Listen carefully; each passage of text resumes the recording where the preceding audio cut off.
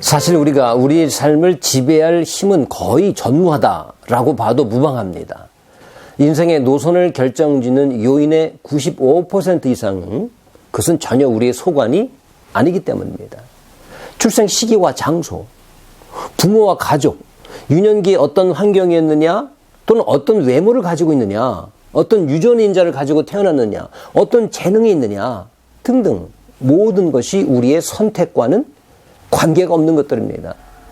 그나마 우리가 선택할 수 있는 본인의 의지라는 게 있기는 있지만은 사실 그것도 가만히 보면 환경에 따라서 자라온 배경에 따라서 의지가 있기도 하고 없기도 하고 의지가 강하기도 하고 약하기도 합니다. 여러분 노력은 어떨까요? 노력도 어떤 사람은 힘을 안 들여도 자연스럽게 노력이 되는 사람이 있는가 하면 어떤 사람에게는 노력하면 된다는 것을 알긴 하지만 정말 그것이 생각대로 안 되는 것이 노력이기도 합니다.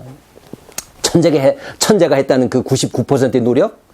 그건 그 사람이 사실 하려고 애써서 노력한 것이 아니라 천재는 다른 게 뭐냐? 그냥 힘 안 들이고 노력이 되는 겁니다. 노력이 되는 거 자기가 좋아서 계속 했는데 그게 노력이 된 겁니다. 아마도 노력의 유전인자가 따로 있는 것이 아닌가 하는 생각도 듭니다. 무슨 말입니까? 우리는 인생의 창조주가 절대로 아니라는 사실입니다. 유한하고 의존적인 피조물일 뿐입니다. 자신의 전적인 의지와 능력으로 지금 현재의 여러분의 자리에 있는 줄 아시죠? 사실은 전적인 하나님의 은혜로 주어진 것일 뿐입니다. 고린도전서 4장 7절에서 이렇게 이야기합니다. 누가 너를 남달리 구별하였느냐? 내게 있는 것 중에 받지 아니한 것이 무엇이냐? 내가 받았은즉 어찌하여 받지 아니한 것 같이 자랑하느냐? 다니엘서 4장에 나오는 느부갓네살 왕도 처음에는 이 사실을 결코 알지 못했습니다. 아수르 왕국을 멸망시키고 나타난 바벨론 제국을 건설한 느부갓네살 왕. 그런 세상의 전부를 가진 자. 사람들이 가장 추앙하고 우러러보는 자라는 그런 교만이 하늘을 찔렀던 것입니다. 자기의 능력과 힘으로 그 정상의 자리에 오른 것으로 착각을 했죠. 그래서 자만했습니다. 과시욕에 가득 차 있었습니다. 그러나 문제는 밤에 잠을 자지 못하고 극심한 불면증에 시달리는 것이죠. 그가 세운 왕국이 언제나 또 무너지지 않을까. 왜냐하면 자기도 전 왕국을 무너뜨렸으니까요. 이 불안함과 염려가 있었습니다. 또 최고의 자리에 올라와 있다 보니까 이제 지켜야 할 것들이 한두 가지가 아니었던 것입니다. 주변에 보니 언제든 치고 올라올 적들이 하나둘 눈에 보이기 시작했을 것입니다. 결국 전부를 갖고도 평안함으로 그것을 마음껏 편안하게 도대체 누릴 수가 없는 지경에 다다른 것입니다.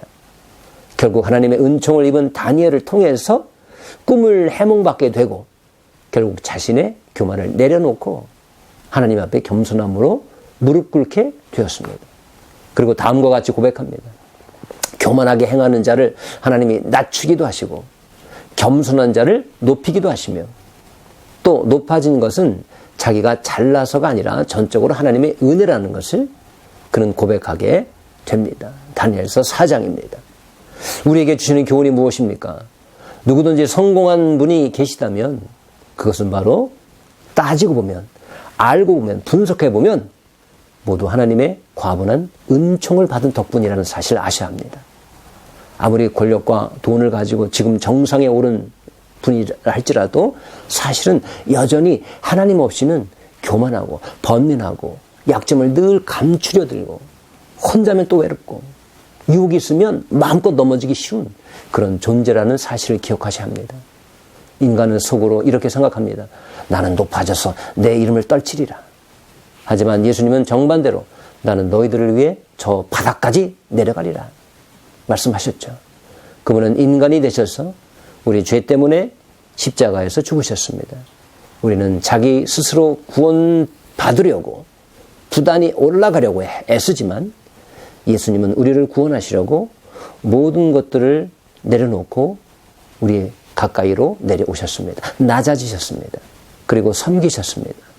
우리는 자신의 뜻대로 주변을 통제하고 다스리려고 하다 보니 번민하고 또 고민하고 자신의 뜻대로 안 될 때는 또 부응하는 것입니다. 하지만 예수님은 우리의 그 모든 번민과 고민, 분노를 다 짊어지셔서 해결해 주시려고 낮아지신 것입니다. 그분이야말로 이제부터 우리가 진짜로 모셔야 할 분입니다. 우리의 중심에 그분을 모셔야 합니다. 그래야 참된 평안을 누리게 될 것입니다. 꼭 그분 모시기를 성공하시기를 주님의 이름으로 축복합니다.